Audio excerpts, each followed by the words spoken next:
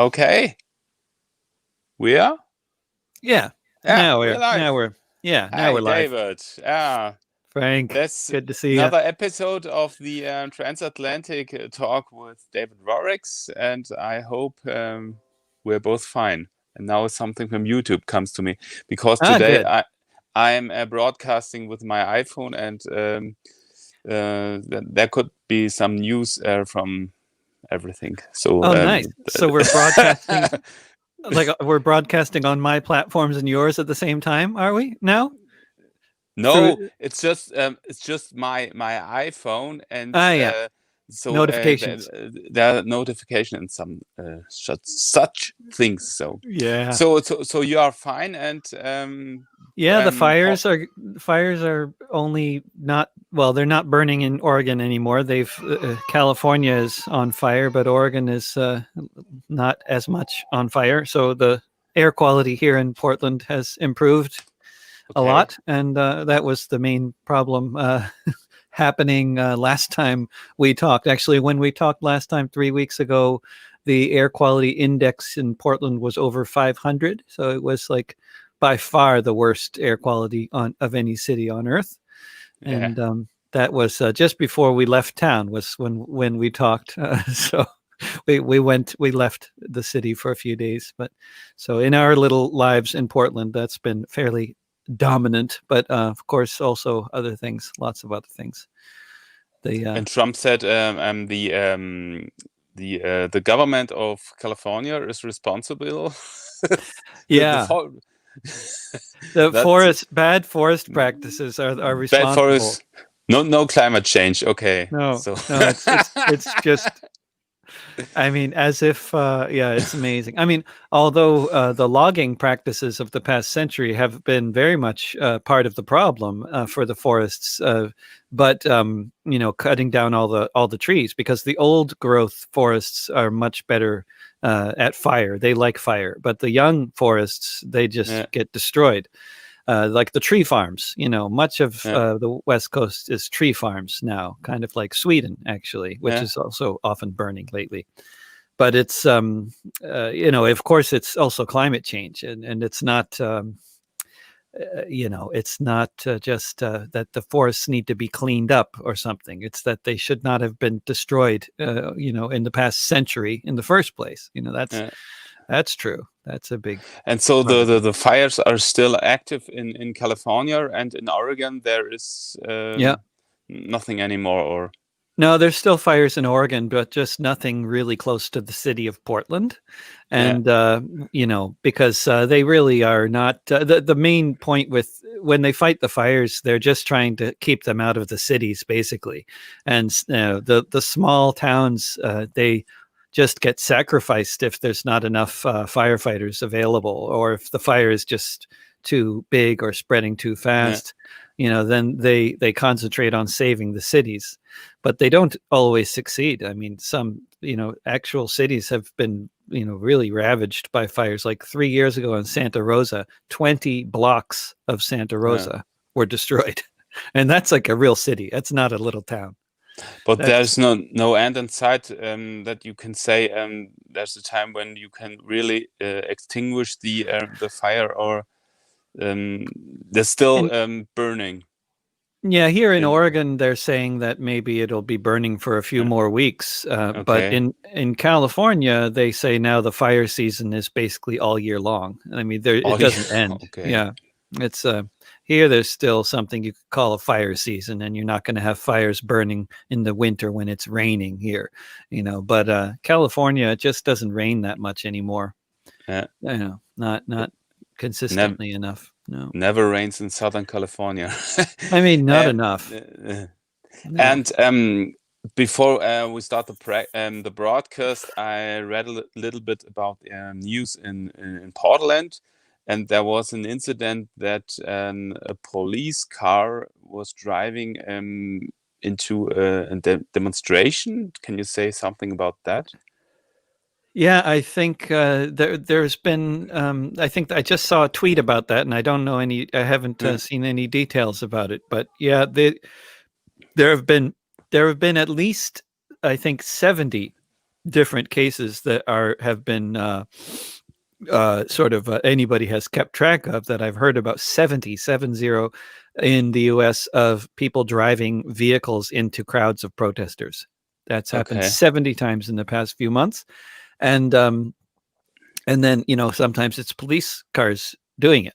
And apparently this just happened. And there was also police running over protesters with bicycles as well in Seattle. Bicycles? Yeah. Okay. Like, trying to, I don't know, crush somebody's head with a bicycle, it looked like. It was, that's really just the police brutality all over, just continues every day and all over this country, and every day in Portland. Every night, the protests are getting declared illegal, and riots or illegal assemblies, and then the police attack people. And they've been doing it sometimes before they even leave the park, because protesters usually, they assemble at a park and then they march to a police station or to some other destination. And so they've been recently attacking people while they're still getting together in a city park. So the police brutality is continues, and there is no end in sight that it's getting better. No, in fact, it'll just get worse, because what happened was last weekend, the right wing, so on August 29th, there was, I can't remember, that was just before we last talked. What had happened was the far right had a protest in Portland. They had 600 pickup trucks with American flags, and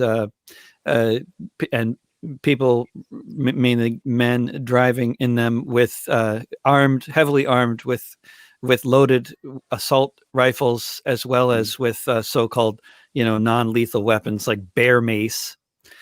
What's a bear mace? What's that? It's, if you run into a bear in the forest, you can spray the bear with mace, like tear gas that you can carry in your pocket, to stop, so people carry these around to attack each other with, protests between the far right and the left.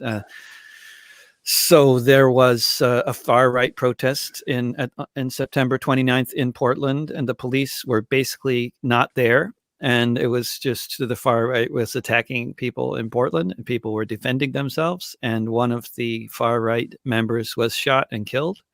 And then several days later, police descended on a town in Washington State and killed the person who killed the far right guy. And he was, he said he had done this in self-defense, and he was awaiting trial. He was being charged for crimes. But the police just went, and instead of arresting him, they killed him with 40 bullets. They didn't announce themselves. They were not in uniform, and they were undercover, and they just pulled up to this apartment and started firing. So they killed this man named Michael Raynol, and that was on September 3rd. And then every weekend since then, the far right has protests in Portland, and then last weekend the far right came to Portland to protest, and the mayor decided that apparently that his police would be deputized, it's called, by the federal government. So they became federal agents. So now the local police can enforce federal law, and so they can. So the local district attorney is progressive, and he's been not charging people with many crimes unless the police can say, look, this guy definitely did something. If the police just arrest you because you're in a riot zone, the charges are going to get dropped.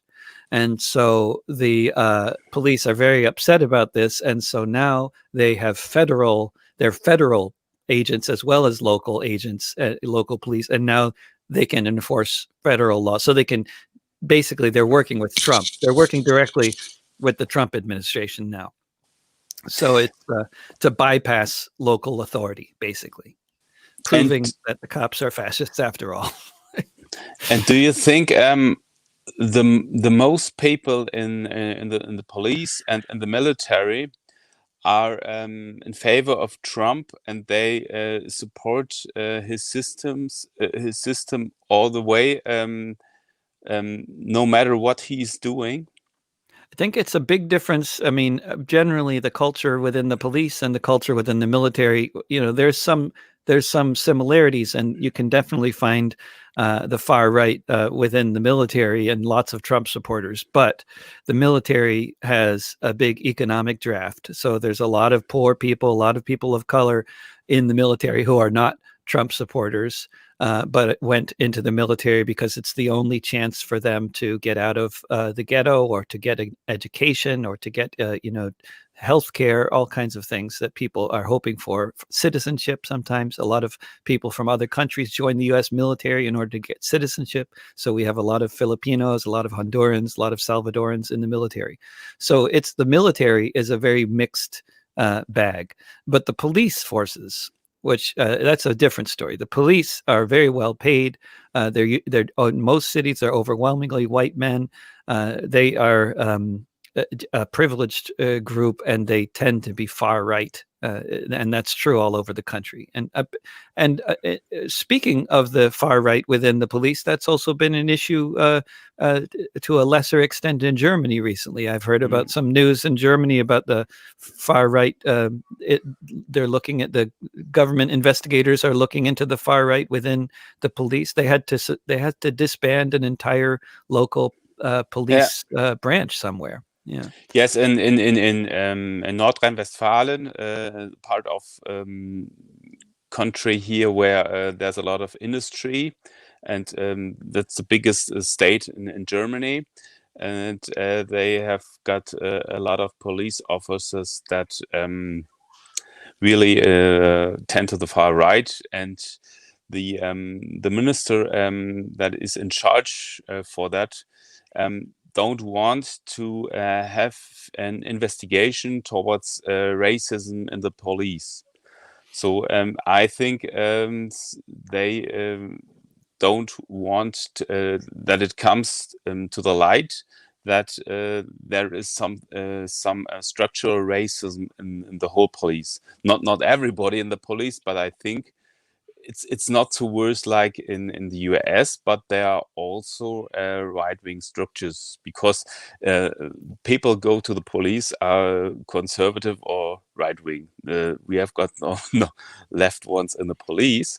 Right. And it's a problem that the minister says, no, that's not a structural problem. So it's the same like they say in East Germany, there is no organized far right, and now they realized, because of the NSU things that murdered I think 11 people, the terrorists. So they realized what the Antifa said 20 years ago, that there is an organized right, but the politicians always say that are some strange guys, and that's all. And it's a little bit like in the US, but not so bad, I think. Yeah, I mean, it's a like, yeah, when we talk about these things, we have to, it's a matter of degree, and there's really very little comparison in terms of how completely out of control the US police are. I mean, it's a totally different situation, but it's also interesting that the police do in all over the world. It seems the ranks of the police, who is attracted to the job, is often far right, and this has also been. I often mention this study because it was so interesting, I thought, and I don't know how common these kinds of studies are or how easy they are to do, but in Greece, how people vote depends on where they work. And so outside of the police stations in Athens, it's very easy to figure out the political bias of the police.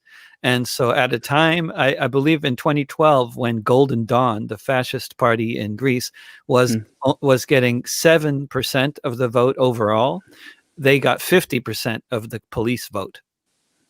Okay. I mean, so half of the cops in Greece are fascists. And I don't think that's unique to Greece. Yeah.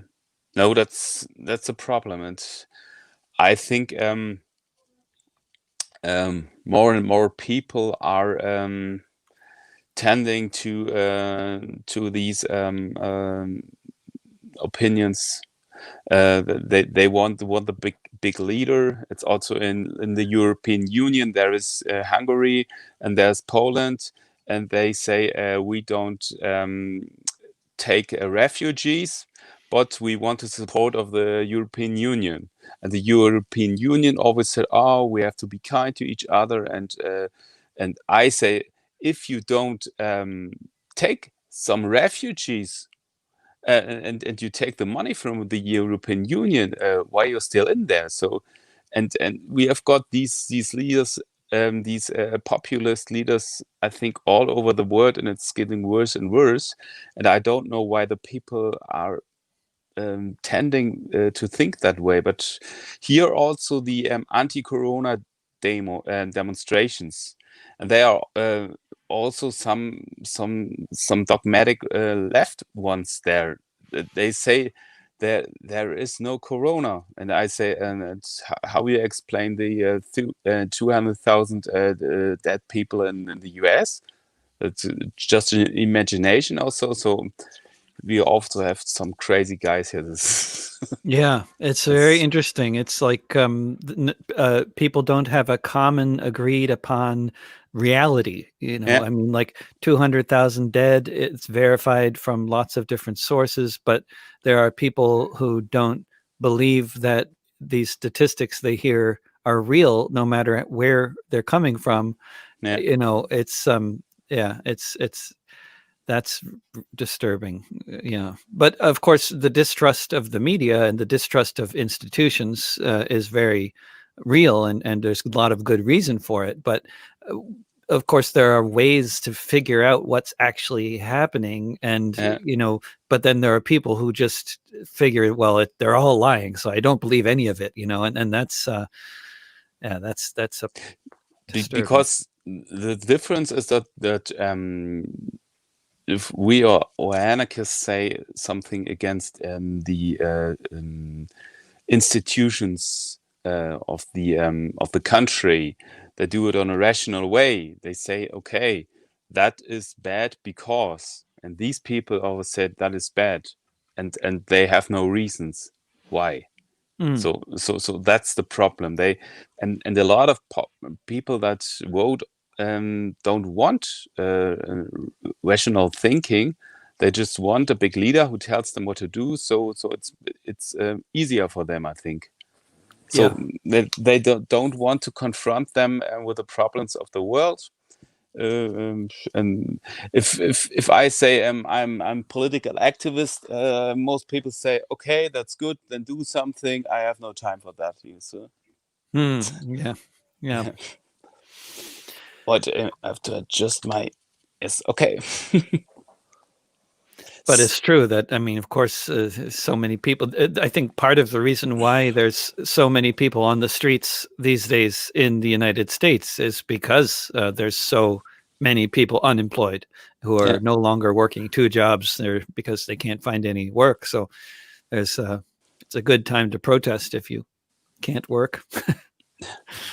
So what about I saw some Zusammenfassung, some parts of the talk between Biden and The Trump, debate.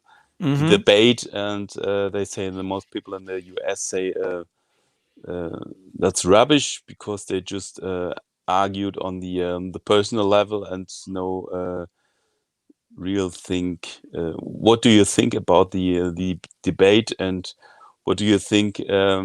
How is the road to the election? What do you think? What do you expect Well, of is course, now coming out? everybody in the Trump administration is coming down with COVID-19, right? So, Yeah, and Trump is quarantined now. yeah, So who knows? But the debate was just a farce. I mean, they always yeah, are, these debates. They're never, they're never any good. But this was just ridiculous because Trump was just interrupting Biden. I mean, 161 interruptions, I think, Okay. and they counted. And Yeah. and Biden, when he was speaking, he was often just like, if he spoke for more than a few seconds, he stopped making sense. So it was like it was just kind of like the senile guy and the yelling guy. Yeah. It was just a bizarre farce of the whole thing. I mean, these two candidates, they're both such caricatures. You have the Yeah. doddering idiot and the fascist. I mean, it's just bizarre. Yeah, well, that's a strange situation, I think. Yeah, I Uh, mean, in the fiction, in fiction, yeah, like in the movies yeah, about the end of the world, or the apocalypse or the pandemic, it's never quite this interesting. The movies are yeah, never as good as this. I mean, this is, who would think? You'll have a fascist in the White House who then gets yeah, the pandemic. He gets infected with the virus, yeah, and meanwhile, you also have floods and forest fires going on all at the same time. I mean, there was some image of people walking around in the smoke yeah, uh, in Oregon with masks on, right? And the caption underneath the photo said, "Who would think, if you were looking at this photo from the future, who would think that the reason they're wearing their masks is not because of the smoke?" yeah, They were already wearing masks before the smoke came because of the virus. The masks, yeah. it's the wrong kind of mask for the smoke, actually. It didn't help at all for the smoke. Yes, if I saw the pictures on television from California, it's like the end of the world. Yeah. And I wrote a book about how can you identify um, mentally ill people. So and this book was written before Corona, and there was also written they wear a face mask. So I think now all the people are mentally ill now. So And we're all yeah, terrorists, or yeah, we're all because terrorists. Yeah, it used to be you weren't supposed to wear masks. I mean, it was illegal. It was a big deal. yeah, During like Black Bloc yeah, times. There were all kinds of cities passing ordinances saying you can't yeah, wear a mask, yeah, and you can't enter a building wearing a mask, or you can't be in a park wearing a mask. Yeah, it's funny. Now, of course, you have to wear masks all the time, yeah. even in the bank. And then if you wear a mask in the bank and then you put your sunglasses on, Yeah, then what? and then and and then also a cap. Yeah, perhaps. Yeah. So I'm really uh, ja, gespannt. Looking forward to the election and what's going on then, and how how the situation in the US is going on then there. I don't know. And do you think Yeah. there will be a civil war or such a thing? I mean, people keep talking about civil war, but if there's going to be a civil war, I don't know what the sides would be. What would they look like? Okay. Who would be on the different? I'm not sure. Would it be just the police against society, or would it be how would it break down? Maybe the police and the far right against everybody else, or I don't know. Yeah. I don't know what that would look like, but I think Trump still has a lot of support, and I think Biden doesn't. Biden is not winning over a lot of people because he's, if it were somebody like Bernie Sanders, I think it would be a very different situation. And actually, as strange as it seems, a lot of the reasons why people vote for Trump are the same reasons people other people vote for Sanders. And it's a very strange thing for a lot of people to understand. But I think for people who have maybe an interest in history, and there, it does make sense that there is this crossover, strangely, between people who support the left and people who support fascists. And Yeah. Biden is offering nothing for either the left or the fascists. So he offers only things. He's speaking the language of the bankers and the real estate developers, and trying to appeal to the base of his party's support without actually giving them anything that they are looking for. Like some kind of security or some kind of future, or some kind of a society where everything doesn't always keep on getting worse. Affordable housing. They don't just want free healthcare; they want that, but they also want affordable housing and a lot of other things that we don't have and haven't had in this society for a long time. There's just a lot of poverty and a lot of suffering, and Biden is not offering them much of anything, and certainly, Trump isn't either. So they basically have these choices between capitalism and fascism, and it's just not much of a choice. But I think but what I am seeing around this particular Democratic Party bastion of Portland, Oregon, is there are a lot more Biden lawn signs now than there were Hillary Clinton lawn signs 4 years ago. So definitely there's more people who seem to be getting, trying to get excited about supporting Biden because they're so terrified of the possibility of Trump getting another 4 years. So Biden, I think, not because he's more interesting than Hillary Clinton or less interesting, he's very similar, but Biden, I think, is getting more support than Hillary Clinton got because people are so much more afraid of Trump getting in. But I think Trump's supporters still support him. And and then, of course, they're doing a very good job of sabotaging the whole electoral system, with taking money, really sabotaging the post office. Much of the vote will happen by mail this year, and the post office is led now by a political appointee, by a Trump fundraiser, a rich guy who wants to destroy the post office. So you got actually, this is not the first time. Bush Jr. did this too, but they appoint people to run departments who have spent their entire career on trying to destroy the very government department that they are now in charge of running. So the guy who's in charge, who's now currently still in charge of the Bureau of Land Management, he spent most of his career suing the Bureau of Land Management, and now he's in charge of it. So, this is happening with a bunch of different departments, and then they're run by what's known as acting heads. So they're not actually even run by people that Congress has voted for or against. They're just what's called an acting head. So Trump just appoints somebody and then never really gets them approved by the Congress. So, and he can just drag that on apparently for years. So it's now a government largely run by, basically political appointees who have not been approved by anyone in Congress. So it's a very unusual situation.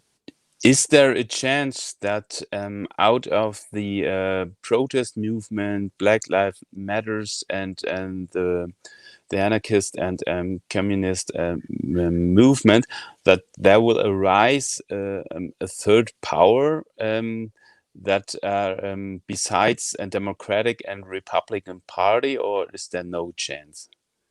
There's something called, in terms of electoral politics, the system in the U.S. is really set up to make it extremely difficult for any third party to get anywhere. So it's really the winner take all system, which is very different from any of the European democracies in terms of that's why in all of the almost I guess all of the European democracies outside of Russia, you have many more than two parties.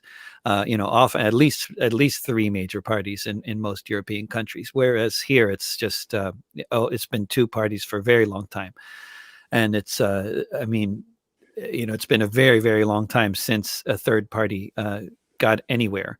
But there is something called Movement for a People's Party that seems hopeful. Maybe that it'll get somewhere eventually. I don't know, but I think really here more than in other sort of bourgeois democracies in the United States, change happens mostly on the streets because politicians are responding to things happening in society. And there's also, to some extent, local politicians, some democratic control over local politics. And if when you have radicals getting into power in politics, it's generally on the local level. But most cities are run by real estate developers anyway. It's not like the left has much success in local politics either. But I think when you see massive protests and riots going on all over the country at the same time, that is definitely having an impact, and it is affecting policy, in all kinds of ways. I mean, it's hard to say exactly what affects policy because, like, for example, you have in the United States right now, renters are $21 billion behind on rent.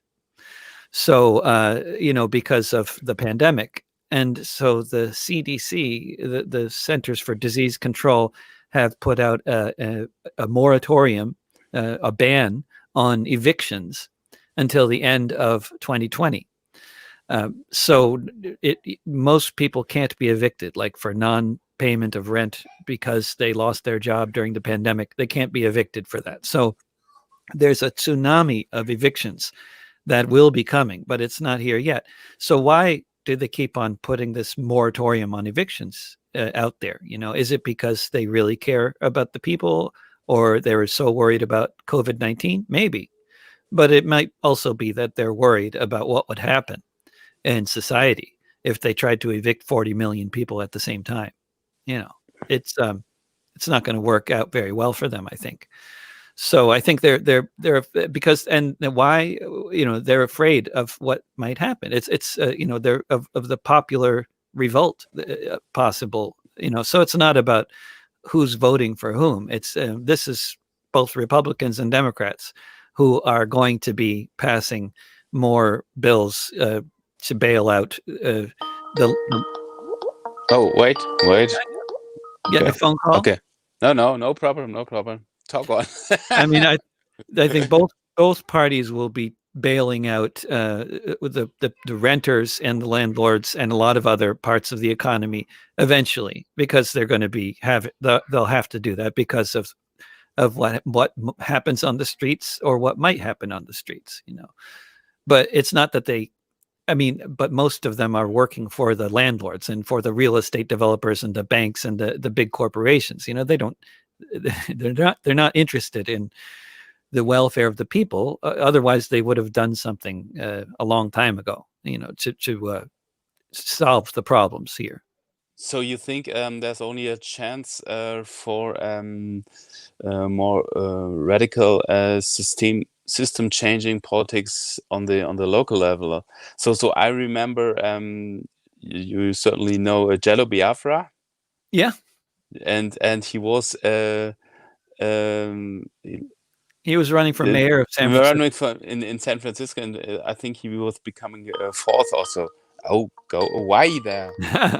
Oh man, I think that would be also a possibility to do it on the local level, because there are subjects that interests a lot of people, and it's not so important the ideology that you have. So perhaps that would be a movement that changes slow, but it's a first step. Or what do you think? Yeah, I mean, I think running for local office can be a very good thing to do in terms of having a platform and getting to talk to a lot of people. But if unless you're going to win, and unless you're going, I mean, if you're going to just lose, then I think there's a lot of other things you can do that are more useful than running for office and losing. Yeah. Because in the end, there's a lot of campaigns you can be involved with on the ground that can really change people's lives. Whereas an election, it's unlikely to change people's lives unless you win, and then unless you actually get a majority in the local city council or the local county or something. But at least if you get into office, but if you're just going to run for the sake of giving speeches, I think there's other things that are more useful. But I don't know. I wouldn't want to prescribe what people should do. It depends on what people think might work, or where people are motivated, or there's a lot of tactics I think that can be potentially effective, but it's certainly not any way that I want to spend my time or efforts. No, that's also not my aim. I think we have to have a movement that it's outside the office politics, and I think hopefully the movement now in the US keeps on also after the elections, and that would be perhaps a great chance. Yeah, it's so hard to say, because I mean, some of the best movements I think that have happened over the past few decades have happened when there's been Democrats in the White House, in terms of like movements in the U.S., like Occupy Wall Street and the global justice movement that started with Bill Clinton, and but it's so it's possible, but at the same time, it's really hard to say, because like. When Obama came to power, long before Obama came to power, actually, the anti-war movement just kind of shrank to just about nothing, because it turned out, as some people have pointed out, it was made up largely of Democrats, and so even though their party is very pro-war, most of the Democratic voters are not. But then when a Democrat comes to power, then you'll find a lot of Democratic voters are not going to protest their policies, but still the movement. So while the anti-war movement during Bush was huge in numbers, I think other smaller movements that happened during Democratic administrations have had at least as much impact on society, and they've been more militant, and like Occupy Wall Street, and like the global justice movement, and engaging in direct action, and a lot more civil disobedience, and a lot like the movements that are happening now, which currently the movement in the streets now, whether people want to call it, Black Lives Matter, it's fine to call it that. That's what it's about. But when you get out on the streets of Portland and other cities, what you'll find is people of all ages who have been very much involved with other past movements. So you'll find all kinds of folks that you might not have seen on the streets since Occupy Wall Street, or since the global justice movement, or since Black Lives Matter in 2014, or they're all out in the streets again now, lately. So I hope there will be a change. Hopefully in the US, it's getting better. It's getting hopefully a change in the whole world, that there is a movement that is going on, and destroys the global capitalism. Yeah, it's a good. Hopefully, it's a good start. You have to dream a little bit, I think. Yeah. So it was nice talking to you, and we hopefully see us next month then. Yeah, definitely. Okay. Great talking to you, Frank. Yeah. Okay. We'll Bye. catch up next month if the world isn't over. If the world hasn't ended by then. Okay. Take care. Bye. Take care. Bye.